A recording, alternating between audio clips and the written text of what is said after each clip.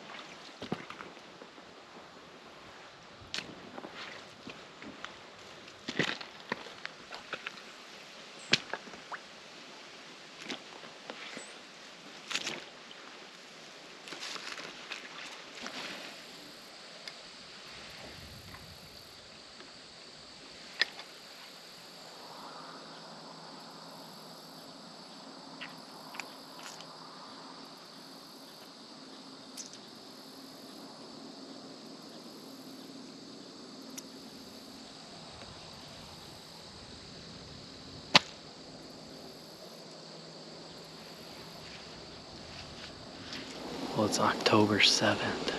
This is my second sit of the season here in Iowa. And I'm in the same spot that I made my first sit on opening day. I left this stand in this tree just because I really like the spot. Pretty similar conditions. Had a cold front come through yesterday, so the temp feels good. I think the deer will be moving. I'm still trying to figure out the access. I walked kind of along this edge and didn't chop it in the creek till probably the last 40 yards or so. So I'm hoping I keep a lot of my scent. One of the biggest reasons I like this spot, one, there's a lot that comes together here. A bunch of CRP with the waterway running up like this. I did a little poor man's plot out here, basically just killed it off, set fire to it, and broadcast seed, and it did pretty good. It's August 22nd, and this is a better late than never type of project. I wanted to get a little bit of food on this farm that doesn't have a lot, so putting in kind of a late brassica plot here. It's a big CRP farm, not a lot of cover other than the CRP and a little timber. But these waterways weren't planted in CRP, obviously, just a lot of canary grass. So I sprayed this a week and a half, 2 weeks ago, let it really kill off, and then I just set fire to it a minute ago. You see it runs all the way back to where it meets the timber back here. A lot coming together right here. This waterway runs down where CRP meets what little timber and covers there. There's a creek running through there. A lot coming together, a lot of activity. Gonna do the no huddle blend, brassicas, clovers, and some cereal grains. Like I said, and it's just hoping for rain. So if this grows, this should be a definite killing spot. I think the biggest factor is this timber ditch. It runs perpendicular to the waterway. So you got a lot of edge coming together here. Kind of lined with willows, a bigger timbered bank behind me. But just serves as a pretty good hub of activity right here.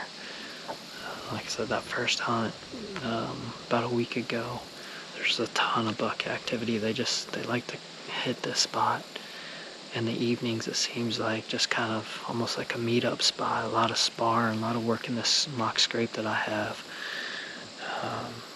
Just a really good hub, and this one buck that I'm hoping to see tonight, just a cool, mature buck with really cool character.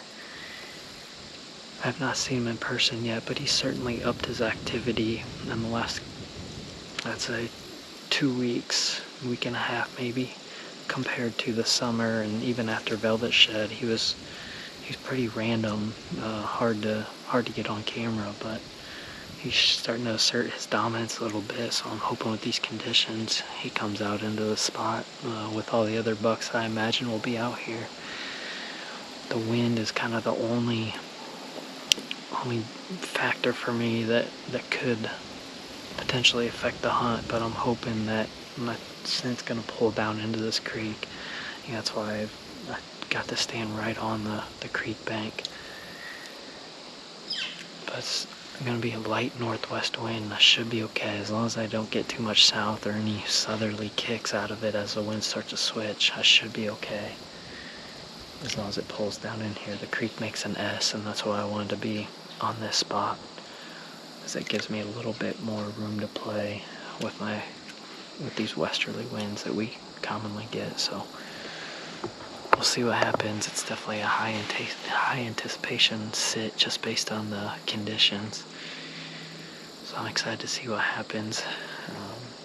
I feel good. I've lost some cover in this tree compared to when I hung it a week ago. But I think I'm still okay. Tucked up in here nicely, and just a really good vantage point of this spot.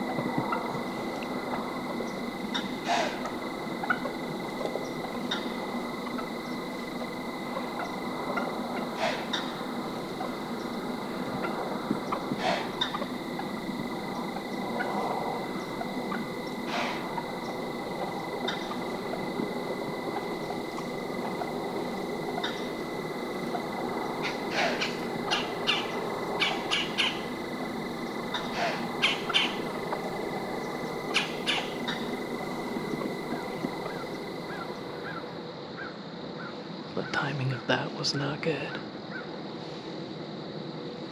Thinking there had to be a coyote or a bobcat or something come through there.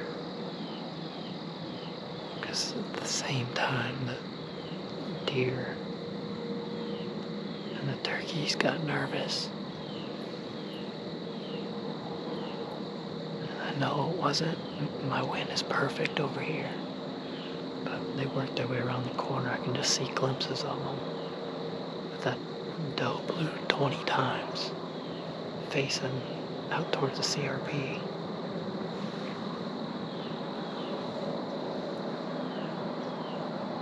Deer have kind of relaxed now. They're feeding. The turkeys have worked their way up the hill. But it's like 6:15, about the time I'd expect all these bucks to start moving a little bit. So hopefully that doe's standing there and blowing. I mean, that's right where I expect these deer to come from. Hopefully it didn't do too much damage there.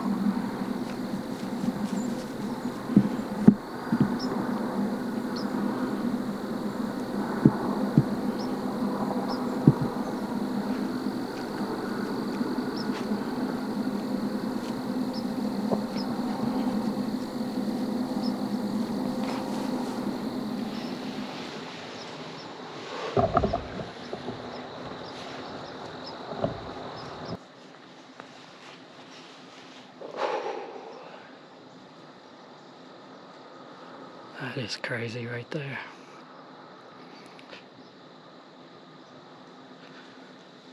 October 7th. He's down at 45 yards. That's crazy. I could see some bucks messing around a little bit. I could hear something walking in the creek, and I don't know if it was him or one of these other bucks. But he was the first buck to come around to my side. I can't believe that he was the first one. I mean, he's by far the oldest deer on this farm. He's done right there. Man, that's so exciting. The cool part is just when a plan comes together like that, you come in, you kind of set up a spot. You just kind of go off of knowledge and experience of, how these farms set up, and especially how the mature bucks like to use them. There's, like I said earlier, there's just so much coming together right here. That's so exciting. I cannot believe that just played out like that.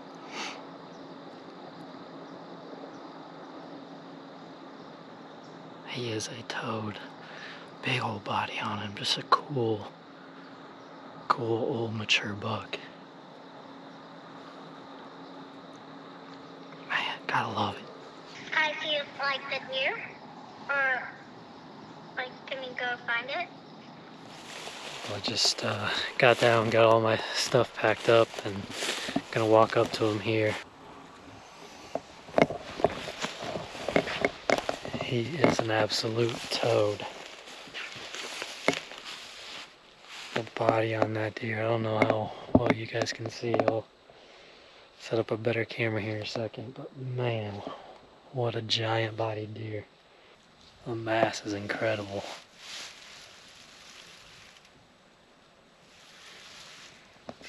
Huge head on him.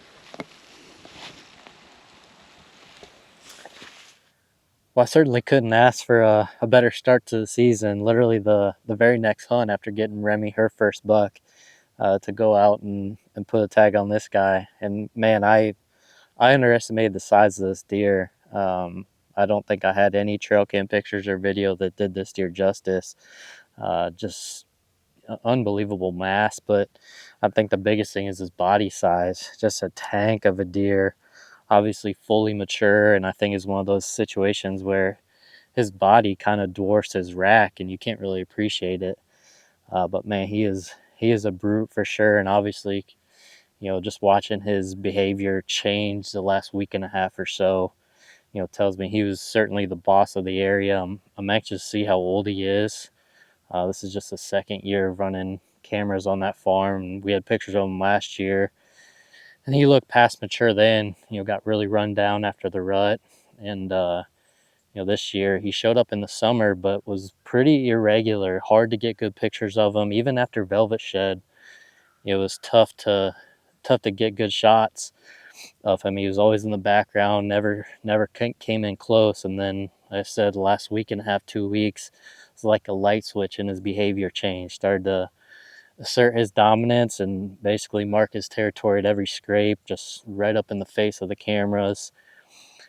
And so, with last night's cold front, I knew I had a good chance of at least seeing him. I had never laid eyes on this deer before, but man, he read the script just perfectly. Couldn't ask for anything better. I was surprised there weren't more bucks moving last night in front of him, but I'm not gonna complain that he was the first one to come into that waterway. I think the keys on this hunt, and really any hunt for a mature buck in early October, is one, the weather. We had a good cold front come in the day prior, and then two, just the setup. I think it needs to be an area that a mature buck feels comfortable, and that was certainly one. Just the way the terrain laid and that waterway, it was a low spot, a lot of thermals gathering there for him. But also I was able to get in clean with my entry and exit, and also have my thermals pulling down to the creek. So it was kind of the perfect combination to get this guy within bow range. And I had planted that little, I mean, it's maybe a 1/4 acre plot. I put no huddle in there really late. Essentially just went and sprayed it and burned it off, set fire to it to burn it off, and broadcasted the seed right after the fire got put out. Just relied on a couple of rains, and it turned out good, but it was more or less the spot that made the most sense to put the food there, and not necessarily the food drawing the deer. But just a beautiful night to be in the stand. I couldn't ask for a better start to the season. Feels kind of weird to be tagged out, at least with the statewide tag this early. But I still have the landowner tag, and plan to continue my hunts out of state, and see if I can knock down some of those mature bucks that I've been chasing. Certainly looking forward to the rest of the season, but man, just an unbelievable start. It's hard to believe that I was able to catch up with this deer this early, and he's a cool old buck, lots of character, and I couldn't be more happy.